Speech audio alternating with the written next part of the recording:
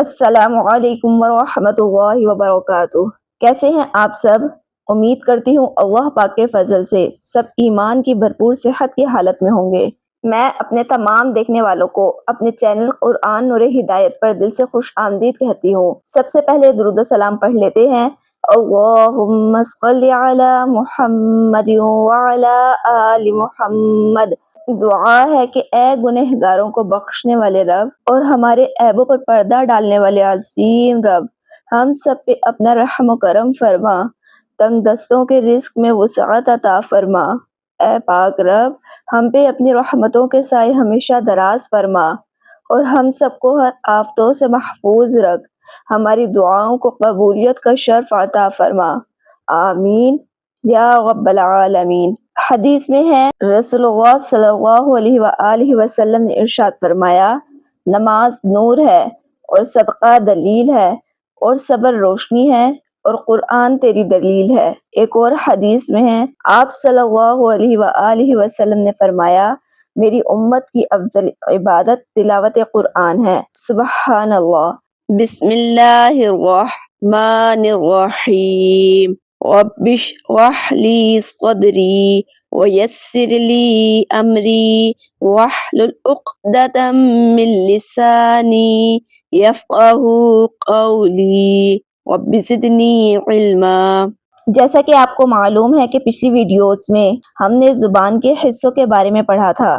رأس اللسان یعنی زبان کی نوک اور کنارے سے ادا ہونے والے حروف ہم نے پڑھ لیے ہیں۔ اب وسط زبان سے ادا ہونے والے حروف پڑھیں گے۔ وسط زبان کے بھی دو حصے ہوتے ہیں، ایک زبان کا درمیان والا حصہ، دوسرا حصہ زبان کی کروٹ یعنی حافۃ اللسان۔ زبان کے درمیان والے حصے سے جو حرف ادا ہوتے ہیں ان کے مخرج کے بارے میں آج ہم جانیں گے۔ زبان کے درمیان والے حصے سے 3 حروف ادا ہوتے ہیں۔ پہلا حرف جیم، شین، یا۔ ان حروف کو حروف شجریہ کہتے ہیں۔ ان تینوں حروف کا مخرج جانیں گے۔ مخرج، جب زبان کا درمیانی حصہ اس کے مقابل اوپر کے تالو سے لگے تو جیم، شین، یا ادا ہوتے ہیں۔ ان حروف کو حروف شجریہ اس لیے کہا جاتا ہے کیونکہ ان کی ادائیگی زبان کے درمیان اور اوپر کے تالو کے درمیان سے ہوتی ہے، جو عربی میں شجر کہلاتا ہے۔ ان حروف کو لسانی حروف بھی کہا جاتا ہے کیونکہ یہ زبان کے درمیان سے ادا ہوتے ہیں۔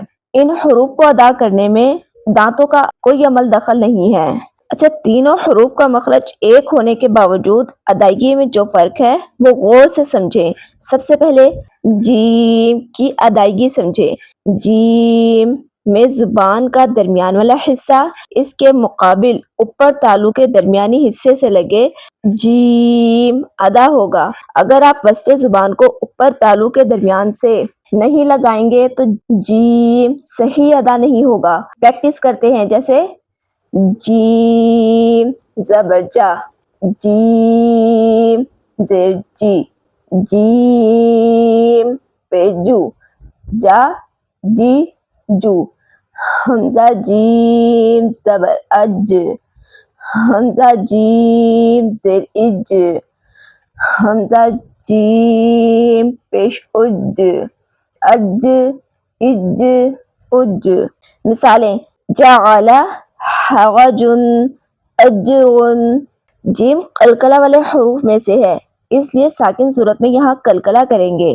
یہ انشاءاللہ آگے اسباق میں ضرور پڑھیں گے۔ میں ان حروف کی جب آپ کو مثالوں کے ساتھ پریکٹس کرواتی ہوں تو میرے پیچھے ضرور دہرایا کریں۔ آیا کہ آپ کو جو مخرج بتایا ہے اس کو مد نظر رکھتے ہوئے صحیح سے ادا کر رہے ہیں یا نہیں۔ جتنی آپ پریکٹس اور مشق کریں گے آپ کو اتنا ہی جلدی اور صحیح سے ادا کرنا آ جائے گا۔ آگے شین کی ادائیگی سمجھیں۔ شین کو ادا کرتے وقت زبان کے درمیان والا حصہ اور اوپر کے تالو کے درمیانی حصہ ملنے میں تھوڑی جگہ باقی رہتی ہے۔ وہ تھوڑی جگہ باقی کیوں رہتی ہے؟ اس لیے کہ شین میں تفشی صرف پائی جاتی ہے۔ تفشی کا مطلب منہ میں آواز کا پھیلنا۔ اس حرف کو ادا کرنے سے پہلے شروع میں آواز پر اور ادائیگی پر غور کریں۔ اس میں وسط زبان اپنے مقابل تالو سے بالکل نہیں لگ رہی، جو تھوڑا گیپ ہے اس سے ایئر فلو پاس ہوتا ہے، جس سے آواز پہلے منہ میں پھیل کر پھر نکلتی ہے۔ پریکٹس کرتے ہیں. شین زبر شا، شین زیشی، شین پیشو، شا شی شو. حمزہ شین زبر اش، حمزہ شین زیر اش، حمزہ شین پیش اش، اش اش اش. آگے شین کی مثالوں سے پریکٹس کرتے ہیں. والشمسی شریبہ مشرقن. آگے یا کی ادائیگی. یا کی ادائیگی میں وسط زبان اور اوپر تالو کے درمیانی حصے میں شین کی نسبت زیادہ گیپ ہوتا ہے. وہ اس لیے کہ اس میں آواز کو بغیر پھیلائے، بغیر موٹا کرے نرمی سے ادا کرنا ہوتا ہے. اچھا یہ یاد رکھیں کہ یہ یائے مدہ کے بغیر دوسری یا ہے، یعنی یا پر زبر زیر پیش یائے لین ہو. بس خیال رہے کہ یہ یائے مدہ نہ ہو، یعنی یا ساکن سے پہلے زیر نہ ہو، کیونکہ یا مدہ کا الگ مخرج ہے اور یا کی باقی جو حالتیں بتائی ہیں ان سب کا یہ مخرج ہے. پریکٹس کرتے ہیں جیسے یا زبر یا زیگی، یا پیش یو، یا یو. حمزہ یا زبر ای، یہ غیر مدہ حالت ہے. آگے مثالیں جیسے یا عیسیٰ شیئن حولینی. تینوں حروف کی ادائیگی میں فرق ایک دفعہ دوبارہ دیکھیں.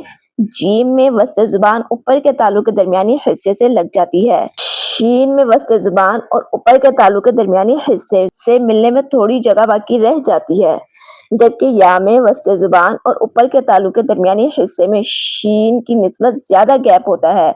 امید کرتی ہوں آپ کو آج کا سبق ضرور سمجھ میں آیا ہوگا. جو نہ سمجھ میں آئے کامنٹ میں ضرور پوچھیں اور اس علم کو آگے ضرور پھیلائیں تاکہ وہ لوگ جو خود یا اپنے بچوں کو قرآن پاک تجوید کے ساتھ پڑھنا چاہتے ہیں یا سکھانا چاہتے ہیں تو ان تک کی علم پہنچ سکے. چینل پر نئے ہیں تو چینل کو لائک، شیئر اور سبسکرائب ضرور کر دیا کریں. جزاکم اللہ خیرا کثیرا. فی امان اللہ. السلام علیکم ورحمۃ اللہ وبرکاتہ.